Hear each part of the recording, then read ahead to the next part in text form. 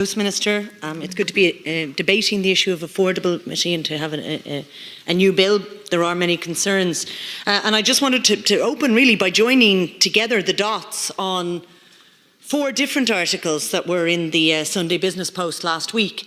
Again, and I commend the work actually the Business Post has been doing in diving into the real detail of our housing policy, because we can all bemoan the experiences, but we need to look at the detail. So 4 stories. 1, the state investment in cuckoo funds, up to 225 million, 60 million in relation to one fund that was mentioned, and the same kinds of cuckoo funds who we have all been giving out about, those same funds who are buying up entire housing estates and indeed gazumping local authorities, such as those in Kildare, who themselves wished to purchase those properties or engage in those properties. We have, on the one hand, that state investment in cuckoo funds, and again, it's worth bearing in mind that the 198 million that we've seen in schemes that have been invested to in terms of housing schemes, that's less than the 220 million that we've put into cuckoo funds. The other story is about the local authorities who are being forced to lease the Heron Woods estate, where to buy it would be 18 million, but to lease it for 25 years will be 20 million.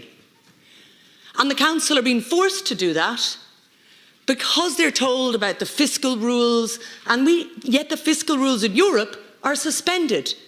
We're not actually obligated to be doing this on the balance sheet. We can, in fact, have major public investment. So we have local authorities limited in what they can do. And then we have another article here, the article which tells us that a deep dive by Killian Woods, where he's discussing with some of the investment funds, and specifically Pat Davitt of the Institute for Professional Auctioneers and Valuers, who talks about how brilliantly the rental system is set up for funds right now, and says the properties come into the market at the highest price a fund can get, unaffected by rent control rules and existing stock. Then the government comes along in some cases and they guarantee they will lease the properties for social housing for 25 years, exact same amount as in the Heron Woods story, and you get a 25-year lease from the government on the basis of the rent.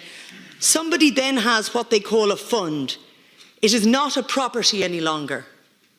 So we are turning housing estates into funds. And in that same article, they talk about how they don't really mind if it's 300,000 they pay or 400,000. What they care about is their 4% return per annum in an inflating market.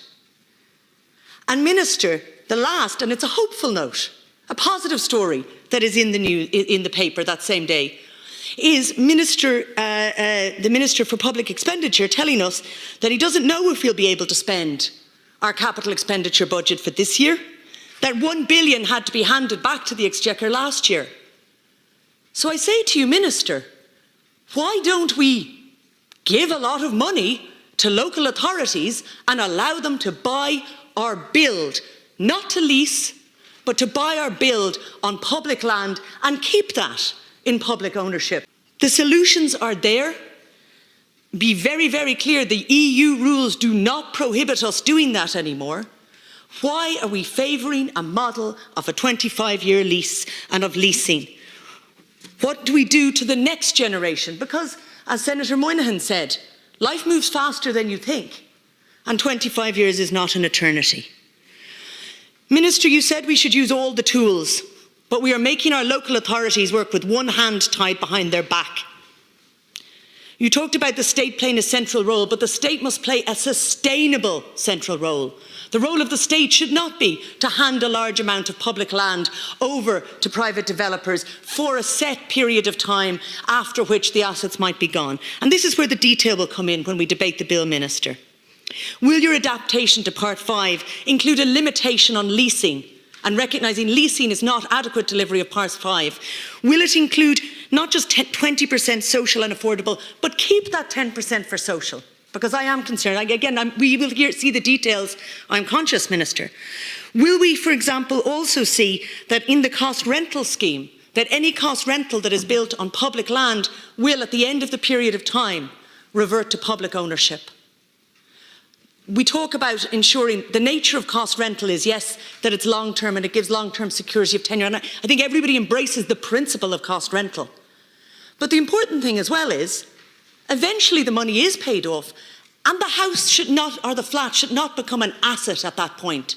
It should in fact be something that the local authority would still have as public housing, or if it's an approved housing body.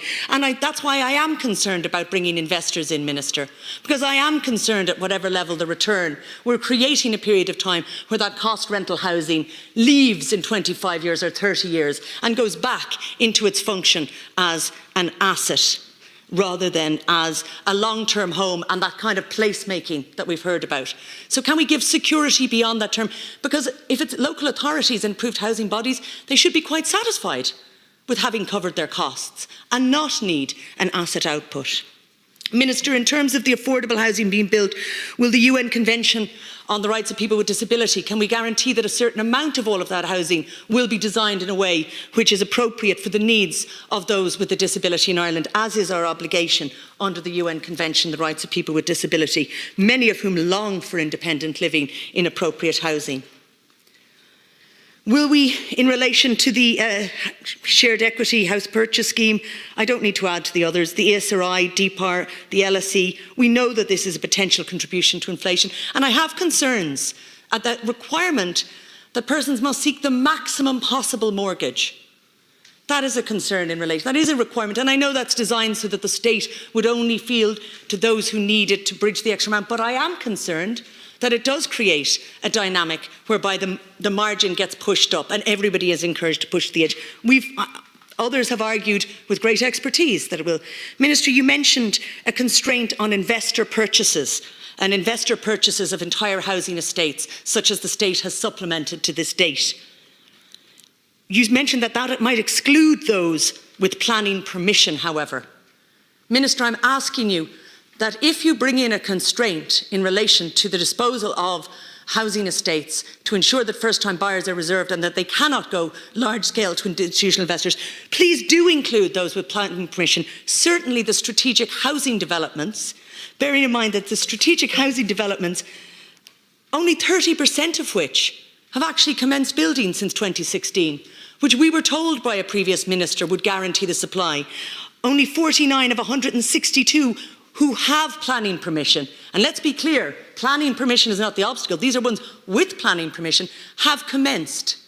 In relation to those strategic housing developments that have benefited from fast-track planning because they were meant to address our housing crisis, surely it's reasonable that we would add any constraint in relation to investor purchases to those housing estates. I think that's a very reasonable measure, and I hope, Minister, you will take it on board. And lastly, I will just say, the perfection is not the enemy of the good. Greed is the enemy of the good. And the space that we have given for greed and the incentivisation and rewards we have given for greed within our housing strategy have done us great damage in this country.